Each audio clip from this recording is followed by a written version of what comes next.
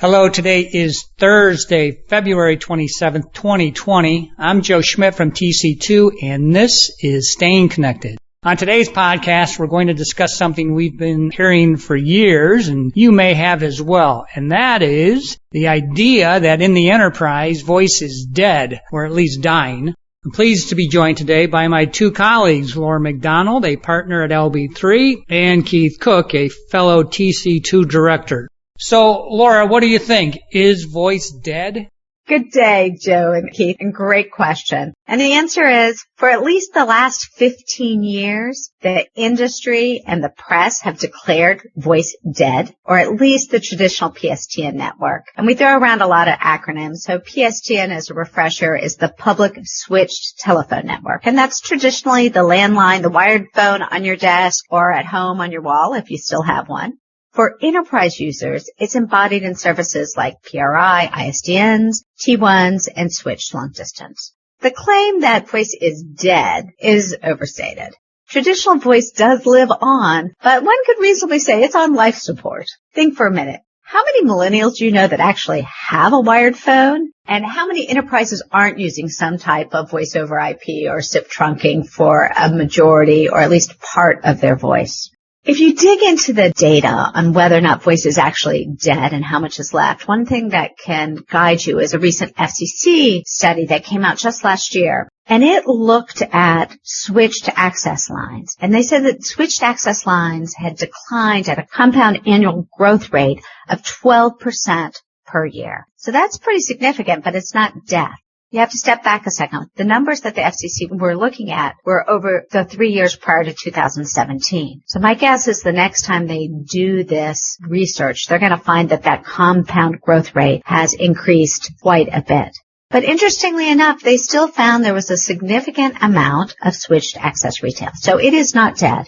One thing that's important when you're looking at this and the claims that are in the media of the industry is to understand where's the decline coming from. And some of that's really simple. It's the availability of better and often cheaper alternatives. Most enterprises, as we said, have moved to a SIP trunking or voice over IP model, and they're dismantling their local services. And they've long used MPLS, and now they're looking to SD-WAN for traffic routing.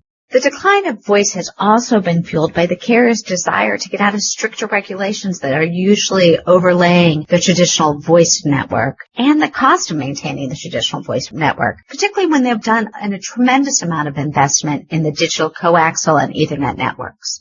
Yeah, and we know that wireless, it's pretty much fundamentally changed how people and, well, heck, machines communicate. So, Keith, do you still see enterprises using voice and PSTN? Indeed, I do, Joe. Voice, and by this I mean TDM-based analog voice-grade circuits, are still used. But as Laura noted, quantities continue the decline that started over a decade ago. Some examples are backup for small connections and applications, for small offices and sites that don't really want even a small-size WAN circuit. Many businesses, particularly retail, or those who regularly receive visitors, have elevators that usually require some sort of standalone line. Alarm systems also still often use POTS lines, although wireless is becoming more common.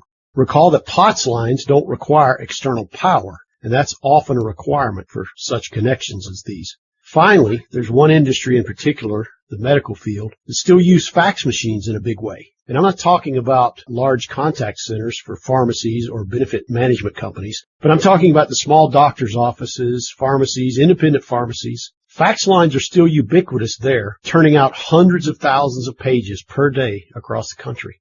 So, Laura, what do the service providers think about voice?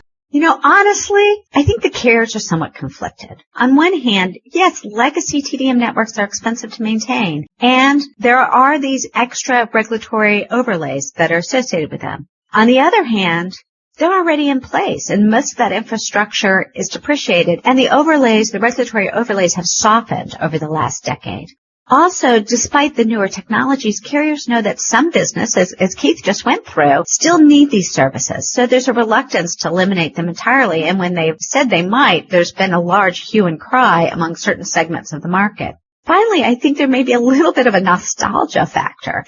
There's still a lot of executive leadership within the carriers that grew up with a PSTN, and they might not be quite ready to leave, particularly if their customers are still there. However, the TDM can also be a proverbial cash cow.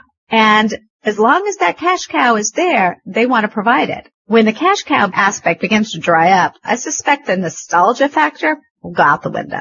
Indeed, and I'd like to elaborate on one angle or two of the voice cash cow. Several years ago, one of the major carriers dramatically increased its list rates for international calling. And I mean, they really jacked them up. Some of the undiscounted service guide rates are over $100 per minute. Some are nearly $200 per minute. This means that customers who don't have custom negotiated rates get hit with exorbitant cost, typically for small volumes of calls to or from countries that aren't contained with custom rates in their deal. Now, sure, they're probably getting maybe a 45 or even 50% discount, but that still means their net billed rates for these countries are well over $50 per minute. If your typical monthly invoice is legitimately several hundred thousands of dollars, this can go unnoticed. Just in the past year, I've seen 3 clients where this was happening to the tune of $30,000 to $40,000 per month extra. And note, I am not saying it's contractually incorrect or wrong, because it's not, but it is quite egregious. And it's rather complicated to uncover it and then provide the documentation you need to your carrier and work with them to get the rates improved. And this is not the only area to look out for. Carriers have also increased their standard PRI rates recently, and there's substantial rate hikes there. So if you don't have negotiated custom fixed pricing for those services, you may be taking a big hit and you might not even know it. Wow, that's just really incredible. Hopefully, if anyone suspects they may have that sort of issue, they'll reach out to you, Keith. Now, Laura, what do businesses need in order to deal with decline of voice, but inherently need for voice PSTN? Well, there's actually a lot the customer can do to minimize the pain of this kind of slow death of voice. I don't know that you can completely eliminate it, but there are controls that are within your reach. First of all, and this is always true, you have to know what you're using. And you have to know what you need to use over the next 3 to 5 years. So you have to have a plan in place based on actual knowledge.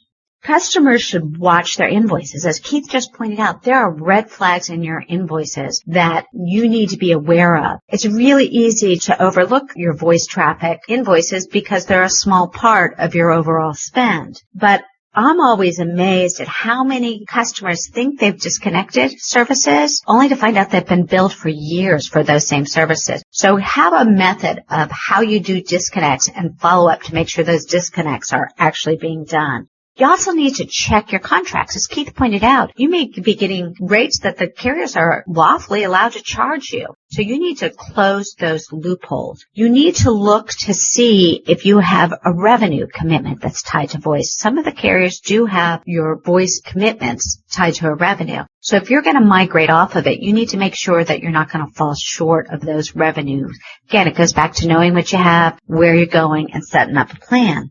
You also need to make sure that you don't have circuit terms. Almost all the carriers have circuit terms associated with PRI, ISDNs, or the old T1s. Sometimes they'll be short, they'll be 12 months, and you can work around that, again, if you plan. But a lot of them are tied to the term of your contract, so you have no elasticity to actually move those off. You're hit either by a revenue shortfall or you're hit by a circuit term early termination. So you need to look at that and be planning ahead as you negotiate with the carriers. And you need to see what these solutions are in advance. The last thing you want to do is to let your contract expire without having these in place, because then you're going to be hit with these exorbitant list rates that Keith was just talking about. While traditional voice may be the tail of the dog still has some bite, so proper diligence is essential.